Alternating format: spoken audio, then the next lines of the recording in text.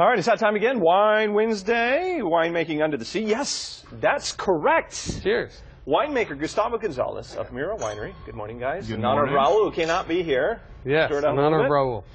Gustavo with Winery is here this morning to take an inside look at his company and how you guys age wine under the sea. How does that work? Well, the burning question. And of course, Will Bertner's here to answer all of your weekly questions of wine and whatnot.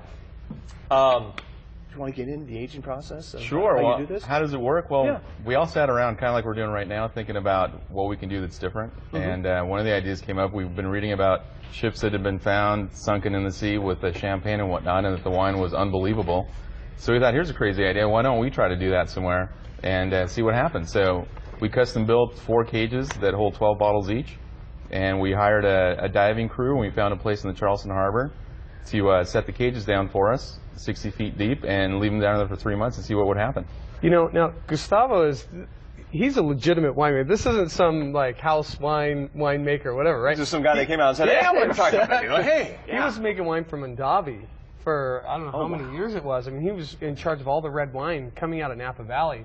And so my question for you is, what do you find the biggest difference to be between aging the wine under the ocean and then a normal cellar?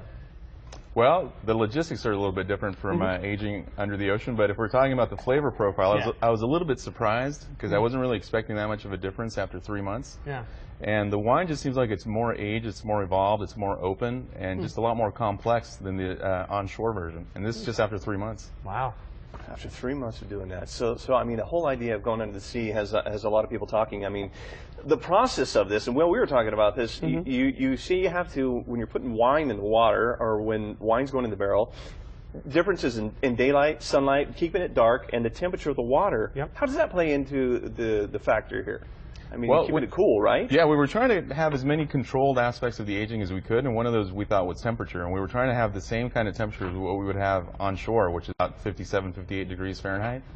But what we found in Charleston is that the water warms up gradually, and by the time we pulled the bottles, they were at about 70 degrees. Really? So they're a little bit warmer, but one of the factors that we don't know how to account for is the movement that happens because of the tides in the sea. And the wine was bottled unfiltered, and maybe that has a little bit something to do with the way the flavor is. Is there anything that's going to be stopping you from keeping it, say, like in the San Francisco Bay? Because obviously the water there is considerably cooler. What kind of obstacles do you think you've run into as far as that goes?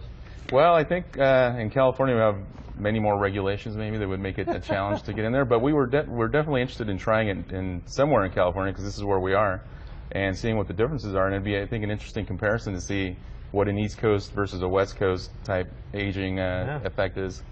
Fish might get a little too drunk. I was going to say, it's fascinating. Yeah. And is this actually one of the bottles right here that was put under? So this is one of the bottles. We had to clean it up a little bit to put the labels on afterwards because we want to comply with all federal regulations. But you can see there were barnacles and stuff going on there. It was actually pretty neat when we pulled the cages. There were little crabs and stuff that made little homes inside. See, I told you, they're all attracted to wine like that. Is this something we're going to see in the future? The aging of wine underneath the sea, underneath the water? We're going to continue. This first round was at phase 1 because it was more of an equipment trial to see if we can find the cages after we put them in, number 1, and to see if the cages were going to hold up. So when we bottled again in August or September, we're going to go back with a fresh round right off the bat and see how it ages, and maybe different varietals too. How expensive is this? I mean, it can't be cheap to do this. I don't know, maybe it is. Could you just no, right? It wasn't cheap. You know, we spent well over $5,000 just on the cages to get them built because they're all custom made. And there's nothing, you know, you can go to the hardware store and say I want cages to age wine in the sea. We had to build them, and then we had to get the dive boat and the professional divers to take them down. So it was a pretty expensive endeavor, but I think we're learning something, which makes it worthwhile. Yeah, I love it. Cool. You know, it's something different like that. And all it takes one idea, something different like that, to change the whole game up. That's right. I love it. All right, thanks for coming in this morning. Pleasure. Thank you for having me. Will the Wine Guy, always a pleasure. Good to see you. Stick around. We'll see you a little bit later on. Paul, we're going to toss it over to you. Cheers, my friend.